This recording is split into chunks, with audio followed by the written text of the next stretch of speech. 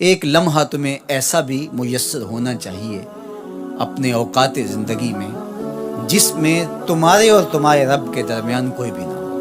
وَتَبَتَّلْ إِلَيْهِ تَبْتِيلًا، سب سے کٹ کے الگ تھلگ ہو کے بالکل یکسوئی کے ساتھ تم اپنی زندگی کے وہ لمحے اپنے رب کے ساتھ جوڑ دو۔ جس طرح ایک روایت میں فرمایا لی مع اللہ وقت لا یسعنی فیہ نبی مرسل ولا ملک مقرب، میرا اور میرے رب کا معاملہ کبھی ایسا ہوتا ہے درمیان میں نہ کوئی فرشتہ ہوتا ہے نہ کوئی رسول اور پیغمبر ہوتا ہے، وہاں میرا اور میرے رب کا ہی معاملہ ہوتا ہے۔ تو یہ یکسوئی کے لمحات ہیں، تو ہمیں بھی حضور علیہ الصلوۃ والسلام کے سینے سے نور لے کے اپنی زندگی میں کچھ ایسے اوقات مقرر کرنے چاہیے، اور وہ بہترین وقت میرے رب نے خود بیان فرمایا ناشیۃ اللیل ہے، وہ سحری کا وقت ہے، وہ رات کے لمحے ہیں، وہ پچھلے پہر کی مبارک گھڑیاں ہیں جب رحمتیں چھم چھم اتر رہی ہوتی ہیں اور اللہ کی رحمتیں بندے کا استقبال کر رہی ہوتی ہیں۔ تو اس وقت اگر اللہ کے حضور کھڑے ہو کے ربط قائم کیا جائے تو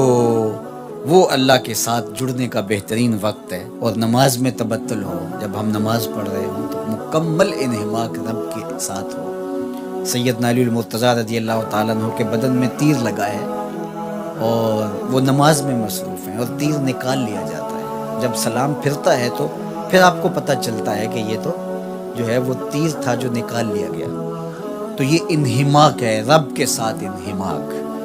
اور وہ فرمایا گیا حدیث جبریل میں کہ اپنے رب کی اس طرح عبادت کرو کہ گویا تم اسے دیکھ رہے ہو، اور اگر یہ کیفیت پیدا نہیں ہوتی تو کم از کم یہ کیفیت تو ہو کہ وہ تمہیں دیکھ رہا ہے۔ فاتخذہ وکیلا، اور اسی کو کارساز بناؤ، اسی پر توکل، اسی پر بھروسہ، اپنے امور اسی کے سپرد کرو۔ جب اپنے امور اپنے رب کے سپرد کرنے کا مزاج پیدا ہو جاتا ہے، زندگی سوکھی ہو جاتی ہے۔ تدبیر کریں، اس کے لیے حکمت عملی ضرور آپ وضع کریں، لیکن کچھ کام کر کے اللہ پہ چھوڑ دیں۔ اور توکل بھی یہی ہے کہ آپ گھٹنا بھی باندھیں اور سپرد اللہ کے کر دیں، اسی کی طرف سے کام ہوتے ہیں اور وہی کارساز حقیقی ہے۔ تو فرمایا کہ فاتخذہ وکیلا، اسی کو کارساز بنا لیجئے اور اسی پر اپنے کاموں کو چھوڑ دیجئے۔ جو کشتیاں اس کے نام پر